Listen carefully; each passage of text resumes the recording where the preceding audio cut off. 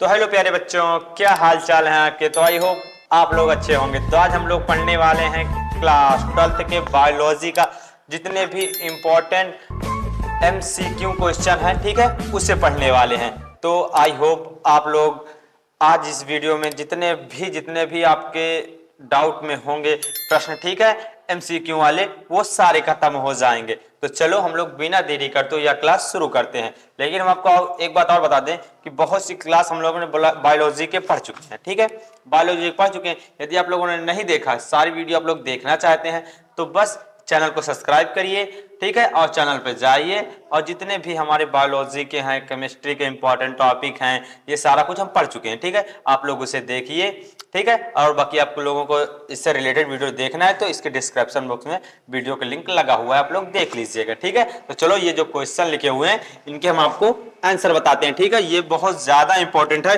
किसके, बहुत ज्यादा इंपॉर्टेंट है, समझ लो, जो है 100% इंपॉर्टेंट है, ठीक है, एमसीक्यू में आने में, ठीक है। तो समझो, पहले हम लोग प्रश्न जो है इसका आंसर लिखते हैं। आंसर इसका क्या होगा, ठीक है,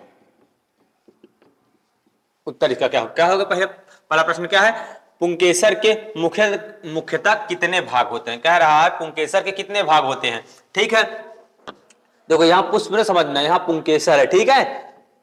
तो पुंकेसर कितने भाग होते हैं, 2 भाग होते हैं, ठीक है। दो, मुख्यतः 2 भाग होते हैं। कौन कौन से होते हैं, पहला हमारा है क्या है, डंठल, क्या है, डंठल।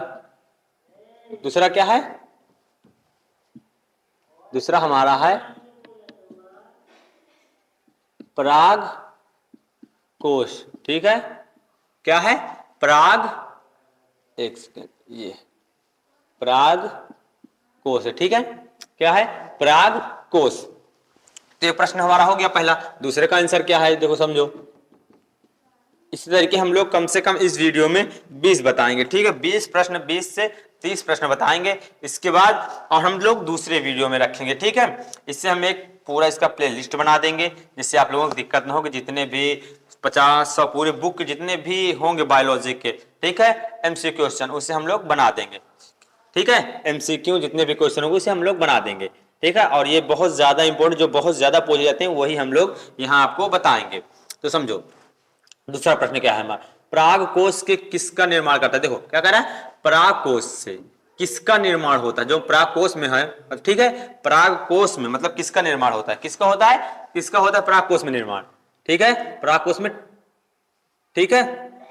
पराग कोश किसका करता है, पराग कोश से किसका निर्माण होता है, कह रहा है ये, ठीक है। तो किसका होता है, लघु बीजाणु धानी का होता है। किसका, लघु बीजाणु धानी का होता है। किसका होता है, लघु बीजाणु धानी, ठीक है। ये हो गया लघु बीजाणु धानी का। अब प्रश्न आया, तीसरा नंबर प्रश्न हमारा क्या है, लघु बीजाणु धानी में कितने परतें पाई जाती हैं। कितनी परतें पाई जाती हैं, लघु बीजाणु धानी में कितनी परतें पाई जाती हैं। तो कितनी परतें पाई जाती हैं, 4 परतें पाई जाती हैं।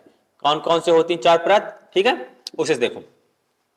बाह्य परत, ठीक है, बाह्य परत, ठीक है, बाह्य परत हो गए। और क्या है, पहला हो गया, दूसरा हो अंतः परत, ठीक है। तीसरा क्या है हमारा, मध्य परत। चौथा हमारा है टेपिटम, क्या है, टेपिटम, ठीक है।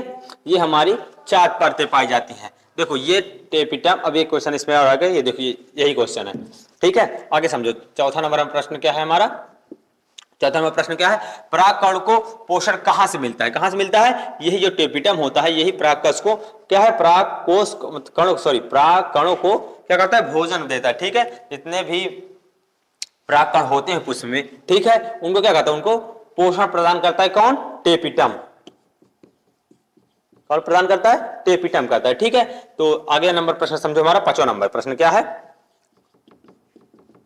5वां नंबर प्रश्न क्या है हमारा, बीजाणु जनन ऊतक पाया जाता है। देखो क्या कह रहा है, बीजाणु जनन ऊतक कहां पाया जाता है।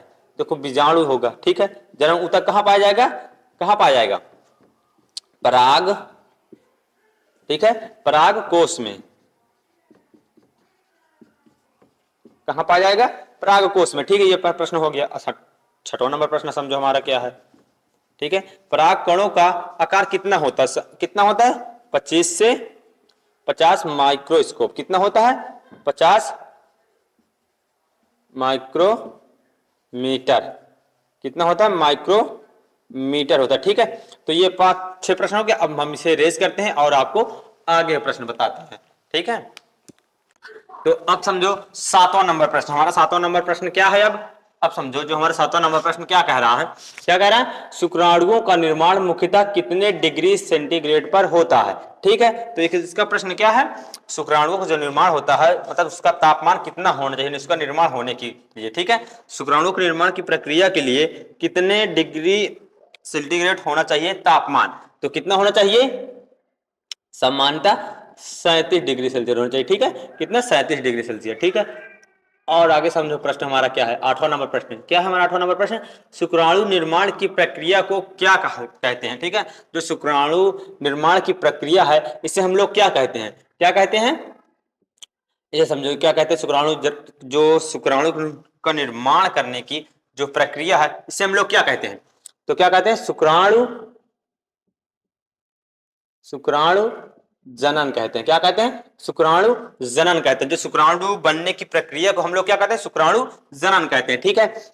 उसी प्रकार अंडाणु निर्माण की प्रक्रिया को हम लोग क्या कहते हैं? क्या कहते हैं? इसका प्रश्न आप लोग खुद बताएंगे, इसका आप लोग बताएंगे, ठीक है। इसका ये प्रश्न का जो उत्तर है इसे आप बताएंगे, ठीक है, कि इसका आंसर क्या होगा। आप लोग कमेंट में बताइए, ठीक है। ये हमारा हो गया 9वां नंबर। अब हम आपको बताते हैं 10वां नंबर उत्तर।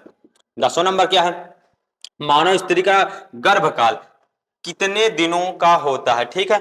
मानव स्त्री का गर्भकाल कितने दिनों का होता है, ठीक है, या कितने सप्ताह का होता है पूछ सकता है, कितने महीने का हो सकता है पूछ सकता है।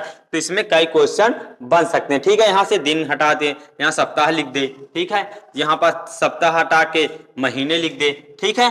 तो आप लोग देखो महीने में तो आप लोग जान जाएंगे, ठीक है। सामान्यतः सभी लोग कहते रहते हैं, ठीक है। तो कितने का होता है इसे देखो 270 से 280, ठीक है, दिनों में होता है, दिनों का होता है, ठीक है। और सप्ताह में कहेंगे तो 37, ठीक है, 37 सप्ताह का होता है। और समझो, ठीक है। और देखो महीने में तो 9 महीने का होता है, ठीक है। तो ये हो गया। देखो महीने की बात करेगा तो 9 महीने में, सप्ताह की बात करेगा तो 37 सप्ताह में, और जब दिनों की बात करेगा तो 270 से 280, ठीक है, दिनों में होता है स्त्रियों का गर्भकाल। और समझो 11वां नंबर प्रश्न हमारा क्या कह रहा है? आवृत्तबीजी पादप का भ्रूण कोश होता है। देखो जो आवृत्तबीजी पादप होते हैं उनका भ्रूण कोश कैसा होता है? कैसा होता है? त्रिगुणित होता है। कैसे होता है? त्रिगुणित होता है। कितना होता है? त्रिगुणित होता है आंसर, ठीक है। इसका क्या होगा? त्रिगुणित। ये देखो ये जो क्वेश्चन है बहुत ज्यादा पूछे जाते हैं, ठीक है। तो समझो 12वां नंबर प्रश्न हमारा क्या है? प्रश्न का आंसर क्या है? पहले प्रश्न समझ लो फिर आंसर समझ लो। तो क्या कह रहा है? पुष्पी पादप का नर युग्मक होता है, मतलब जो पुष्पी पादपों का नर युग्मक होता है वो कैसा? अगुणित होता है, दुगुणित होता है या त्रिगुणित होता है, कैसा होता है? तो उसे प्रश्न, ठीक है। तो ये कैसा होता है? ये होता है अगुणित होता है। कैसा होता है? अगुणित होता है, ठीक है। तो आई होप आपको ये 12 जो बहुविकल्पी प्रश्न बताए गए हैं ये आपको समझ में आए होंगे, ठीक है, और आपको मदद मिली होगी, ठीक है। इससे और रिलेटेड मतलब, ठीक है, इससे देखो हम तो बताएंगे यदि आप लोग कोई भी आपको ना मिल रहा हो प्रश्न, ठीक है, प्रश्न का आंसर या फिर इसका और किसी चैप्टर का या फिर और किसी भी बुक का आप लोग चाहते हैं, ठीक है, तो आप लोग उसका कहिए कि सर हमें इस बुक का, केमिस्ट्री का, फिजिक्स का, किसी भी चैप्टर का आप बता दीजिए, ठीक है, बुक का चैप्टर का आप लोग कह दीजिए, हम आपको उस चैप्टर का आपको या उस बुक का बता देंगे जितने भी बहुविकल्पी या इंपॉर्टेंट टॉपिक या प्रश्न है, ठीक है। आप लोग बस कमेंट कर दीजिएगा।